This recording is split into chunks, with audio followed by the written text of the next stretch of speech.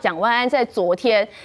他跟区公所的这些人，基层公务员撂重话，那他这一番话，难道不会让这些公务员觉得很心寒吗？再来另外一个问题，我也想请教，就是说，好，这个真的是像刚才创夏哥讲的，是蒋万安的本质那么凶狠吗？还是说，其实这是写好的剧本，然后背后有可能是英伟在帮他操盘？天灾人祸这件事情，台湾作为一个海岛国家啦，那多台风多地震。这个是每一个台湾人要面对啊，并且想要设法克服的问题。那政府执政当然就是要想办法做一些个人没有办法做的事。所以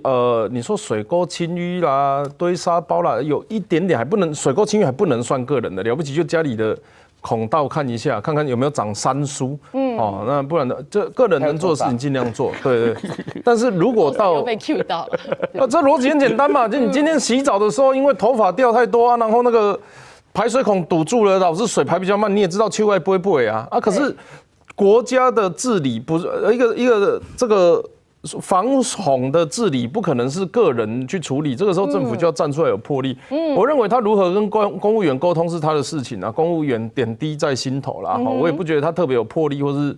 这个就是这样子喊话的效果，这他们公务员自己心里会打分数。那但是呢，我认为蒋万安凸显的事情是，就我的角度来看，我觉得他好像什么都不太懂就他身边明明有那么多资深的国民党的前辈，或者是在地的民意代表，我就很好奇蒋万安有没有去跟他们沟通，说你们需要什么？就假设今天我是假设啦我是台北市长，那发生这样子的事情预计要防洪了，那我开一个会议的话，那我现场可能就会讲说，某某局长，你帮我问一下邻里还有什么需求？某某局长要帮我确认哪一个水门或者是哪一个发电机、抽水机，在上一次没有表现正常的情况下，这一次要再加强巡视。就如果我们听到这样子的东西，我认为居民的会比较安心那他是就。假设就算这是一场秀，就算这一场市政会议是一场秀，对，他要表现给台北市民安心的感受的话，那蒋万的方式是，不要让我临时又接到什么讯息你要现在都要准备好，有问题现在要提出来那有些人的做法会是然后我们确实的把每一个步骤、每一个关键的节点讲出来。对，我想这是不一样的执政风格啦，倒也没有对错的问题。但是我为什么会说，我觉得他好像不太了解的原因，是因为其实。像我刚刚在这一阵子我们所了解的，包含沙包啦，包含山苏，就是你如果要作秀啦，就算你要作秀，我听到有水沟有山苏，当天下午就应该要去把它弄掉了。我不会去找人站出来讲说什么山苏是山上冲下来的。对，山苏不是小草山苏是蕨类。蕨类的特色是什么吗？没有个1-2年没有办法长那么大株的结果我们的做法事情，市府的研考会主委跑出来讲说这个是山上冲下来的。我是建议这种都没有必要了。这个不要说这个内湖居民或什么绿营支持者，这个很多国民党的民意代表听了也觉得你没事还是不要乱讲话好了。我们现在防洪，我想大家最重要的事情，因为我过去待在高雄，那这几年最有名的水患事件，大概就是因为韩国瑜在竞选时候，所说出的5000栋什么3000栋5000坑，5000个天坑啦，就不管他用的，那个时候我在高雄，其实看得非常非常不服气啦。当然，因为我们自己在治理上，不管是预算或者是该做的事情有做没做。差多少，我们自己点滴在心头。然后包含小时候我们都知道水可以淹到马路，但是水不可以淹到家里。是。那当我们高雄人或是台南这次包含在仁德发生的事情，就是说，我们可以允许水淹到马路，不可以允许水淹到家里的这个标准，慢慢在我们这一代建立之后明明是一个及格的淹水，及格的水患，却被媒体攻击成好像。非常严重或者是被不懂的，那个时候我们就觉得韩国也不懂嘛，所以你跑出来跟我讲这个，我们其实是很诧愤的那作为一个高雄南部不管是因为海水涨潮，或者是这一次这个在台南我们看到有相关的灾区，其实每一次水患我都不喜欢。政治口水，那但是什么叫政治口水？就是说，除了就市里以外的事情在讨论，或者是拿别的县市来比较，甚至是在那边什么我应该88克腌，78才腌啊，8点半到9点10雨量，就是这种其实都只是在争功诿过。我认为啦，执政者肩膀宽一点啊，不要把批评或是建议指教都当作是攻击。每一次那种吸反射式的，英伟又出来讲2句啊，然后谁又出来打2下。如果你们感受到这个是政治攻击，那你们做政治回应，我觉得没有问题。可是我们在谈论这些的时候，是为了要让台北毁天灭地吗？不是。我们谈这些是为了让内湖淹得更厉害吗？其实不是嘛。是。所以有的时候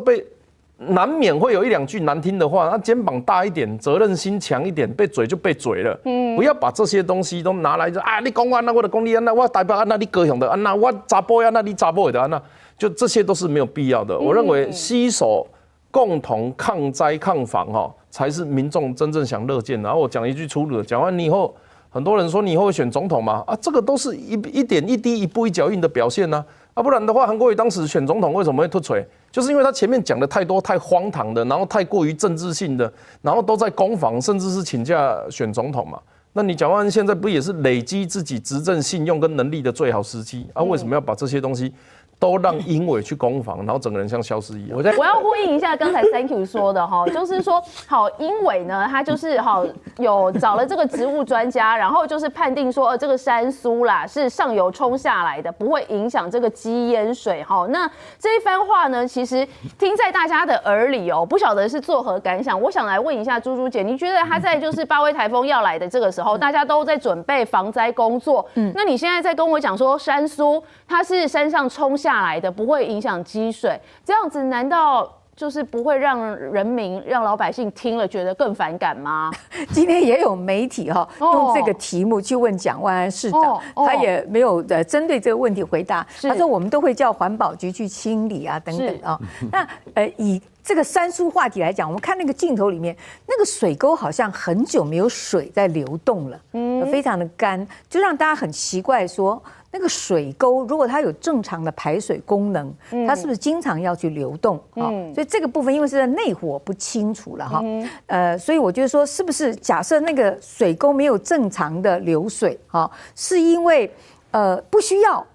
它是一个备用的水沟平常就没有在流水的，准备那个比较大量的水来了才排，还是怎么样？假设它正常的有水沟。水在流动，它里面就不会囤积一些杂物或者是说垃圾等等那可能就是太久没有水流动，才会长出一些杂草来。那这个就是我觉得环保局要去清淤了，去清沟。当然环保局也有说，他们每年固定清多少他们现在的这个清沟的这个里数跟他们的这个次数已经超越以前的市长了所以我觉得这个部分我们实事求是，好好的去解释这个问题，说那个山苏是山上流下来的，坦白讲有点在耍嘴皮子啦。我这样讲搞不好英伟的粉丝又来骂我了但我要讲就是说以那个照片来讲，山苏是从水沟里长出来的不是从哪里冲下来的而且